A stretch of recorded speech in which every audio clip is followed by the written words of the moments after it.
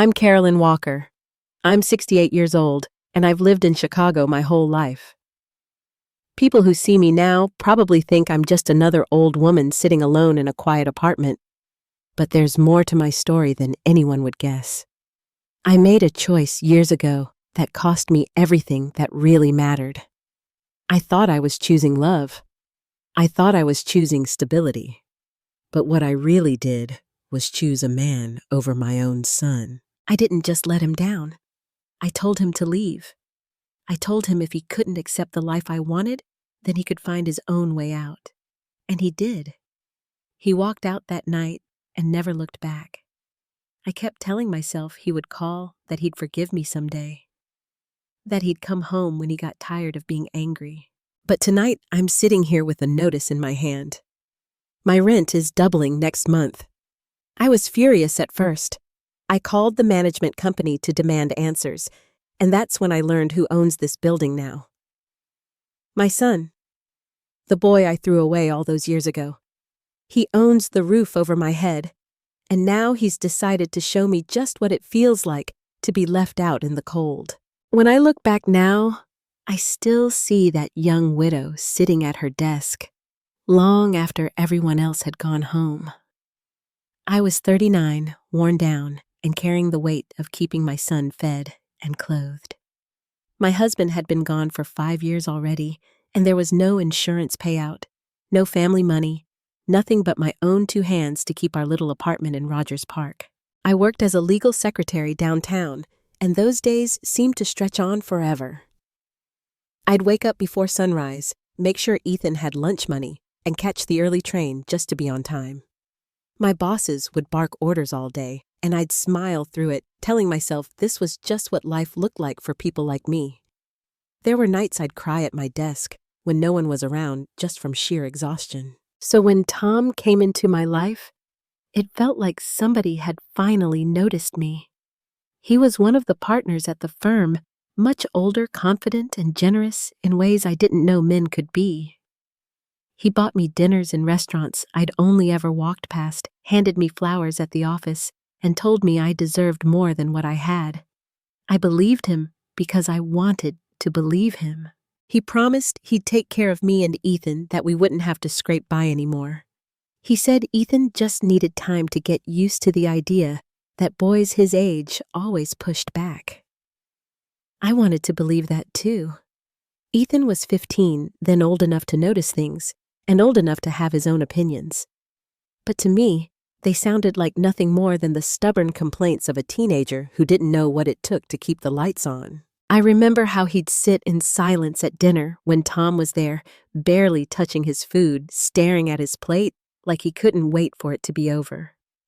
Sometimes he'd glare at me when he thought I wasn't looking his jaw tight, his eyes cold. I told myself it was just his way of grieving his father, or maybe he just didn't like sharing me with someone new. Either way, I brushed it off. I told myself again and again that one day he'd understand, that one day he'd see I was doing this for both of us. Because for the first time in years, I felt like I could breathe. I could picture a home that didn't smell like mildew, a bedroom with curtains that actually matched, and maybe even a real vacation someday. Tom made it all sound so simple. He said all I had to do was let him in. And I did. I let him in. I let him fill the quiet with his voice and his plans. I thought I was building something better, that I was finally being smart about our future.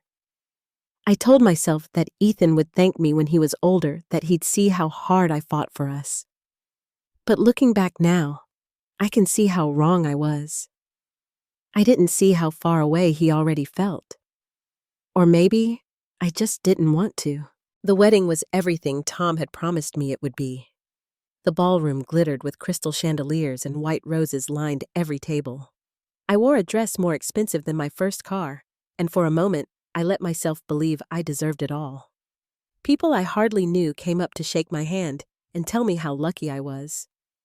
I smiled through it all, though I kept glancing at Ethan, who sat stiffly at the far end of the table, barely touching his plate. I tried to tell myself he was just nervous, maybe overwhelmed by the crowd or the cameras flashing every few seconds. But every time Tom leaned over to say something to him, Ethan's jaw tightened and his shoulders hunched like he was trying to disappear. Halfway through dinner, I noticed Tom's smile turning thin. He leaned over to Ethan and hissed something I couldn't hear. Whatever it was made Ethan's eyes go glassy, and I saw him push his chair back and walk out of the room. I excused myself and followed him into the hallway, where he stood near the exit, rubbing his sleeve across his face. When I called his name, he turned around and the tears in his eyes startled me.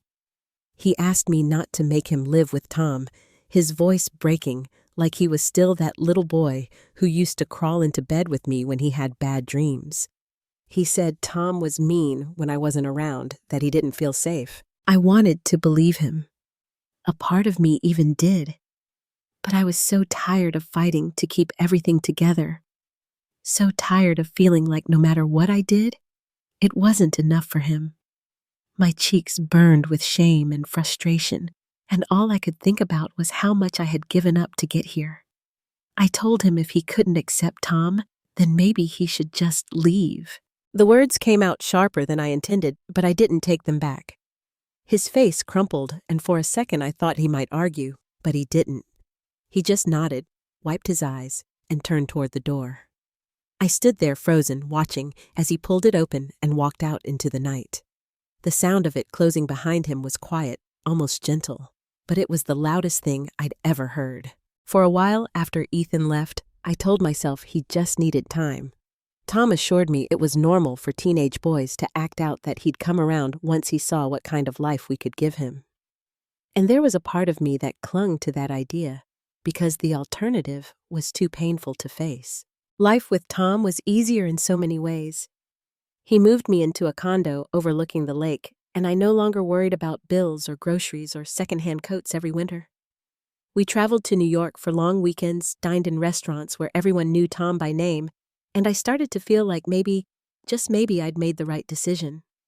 Every time I thought about Ethan, I told myself he was probably at his father's grave, trying to figure out his feelings, and he'd come back when he was ready. The first Thanksgiving came and went, without so much as a card. Christmas was quiet too, but I set a place for him anyway, just in case he decided to show up at the last minute. Tom didn't like it, but I kept doing it for years. Each holiday that passed without a call or a knock at the door chipped away at me, but I didn't let anyone see. I painted on my smile and convinced myself he was just being stubborn. Kids always come back. That's what I kept saying. I bought him things, sometimes thinking I'd have them ready when he finally walked through the door. A sweater that looked his size. A book he'd once mentioned liking. But they stayed folded in the closet gathering dust. Deep down I knew, but I couldn't admit it to myself yet. Then one morning, everything changed. I came home from the market and found Tom sitting at the kitchen table with a drink in his hand and his bags packed. He didn't even bother making up an excuse. Said he'd met someone younger, someone who made him feel alive again. I stood there in my nice coat and new shoes and couldn't find a single word to say. It was over just like that. He left me with the condo for a few months, but soon the payments became more than I could manage alone. I sold what I could, moved into a smaller apartment on the other side of the city, and told myself this was just a bump in the road. But every morning, I woke up and felt the walls closing in a little more. That's when I started reaching out to Ethan. I called his old number first, only to hear a recording that it was no longer in service. I tried the high school office, but they said he'd graduated years ago and they didn't keep in touch. I emailed the address I had written down somewhere and got no reply. After a while, I tried looking him up on social media, but his profile had been deleted. The final blow came when I contacted a company he'd interned for years back. The woman on the phone told me they didn't have anyone by that name working there. I asked if she was sure, and she repeated it, her voice clipped and polite. Later that night, I learned from a friend of a friend that he'd legally changed his last name. I stared at my computer screen for what felt like hours after reading those words. Changed his name. Like he wanted to erase every trace of me from his life. My hands shook as I shut it all down, And for the first time in years, I let myself cry without pretending it didn't hurt. I sat in that little apartment, surrounded by things that no longer mattered. The fancy china I'd brought with me. The handbags I used to think proved I'd made it. And in the quiet of that room, I realized I had nothing left. No husband, no son, no one. Just me and the choices that led me here. The notice came in a plain white envelope slipped under my door. At first, I thought it was just another bill, nothing I hadn't seen before. But when I opened it and read the letter inside, my heart stopped. The management company informed me that my rent would double starting next month. There was no explanation beyond a single line saying the new owner had adjusted the rates. I sat at my kitchen table, staring at it, my hands trembling. The anger came quickly, hot and sharp. How could they do this to me? How could anyone be so cruel to someone living on nothing but a small pension? I grabbed my coat and stormed out, determined to speak to whoever thought they could treat me like this. The office building was only a few blocks away. Each step I took fueled my frustration. I rehearsed what I'd say, how I'd demand they reconsider. By the time I pushed open the glass doors, my face was flushed and my voice ready to rise. The receptionist barely looked up when I gave her my name and said I needed to speak to the owner right now. She nodded and motioned for me to go down the hall. I took a deep breath and walked toward the door she pointed at. The plaque next to it simply read, "Owner." I didn't even knock. I turned the handle and stepped inside, ready to unleash all my fury. But when I saw him, every word died in my throat. He was sitting there, behind the desk, calm and collected, wearing a dark suit that fit him perfectly. His hair was shorter now, his face older, but I would have known him anywhere. Ethan. My son. He didn't even look surprised to see me. His eyes met mine steady and cold, and he stood without saying a word. My mouth opened, but nothing came out. He reached into the drawer and pulled out a single sheet of paper. Without a sound, he walked over, set it in my hand, and stepped back. I looked down at the note, my fingers shaking so badly I almost dropped it. In neat, deliberate handwriting were the words, "Now you know what it feels like to be kicked out for love, Mom." I couldn't breathe. My eyes blurred as I read it again and again, trying to make sense of it. But I already knew what it meant. He didn't need to explain.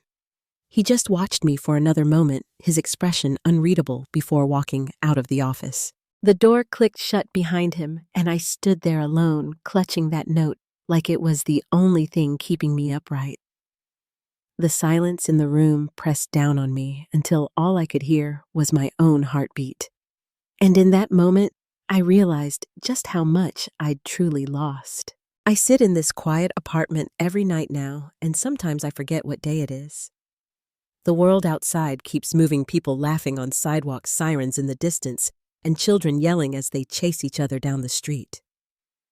But inside these walls, it's just me and the choices I made a lifetime ago. I used to believe that love meant doing what was best, even if it hurt. I thought giving my son a roof, a meal, a future with security would be enough. But what he needed was something I never gave him. He needed to feel safe. He needed to be believed. He needed to know that his mother would always choose him first, not last. I can't go back and change what I did. I can't take back the words I said or the silence that followed after he walked out. All I can do now is sit with it, feel it, and pray that somehow, someday, he finds peace, even if I never do. I'm telling you this because I don't want you to end up where I am. If there's someone in your life you've pushed away, if your pride has kept you from saying, "I'm sorry," don't wait. Don't think there will always be more time. Sometimes love isn't loud. Sometimes it's showing up. Listening. Putting someone else's hurt above your own comfort. And sometimes it's choosing to believe the one person who needed you to see them clearly. If you still have the chance to call your son, your daughter, your parent, Your sibling. Please.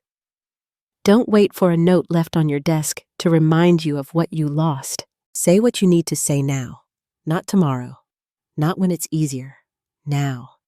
Because once the silence takes over, it doesn't always let go.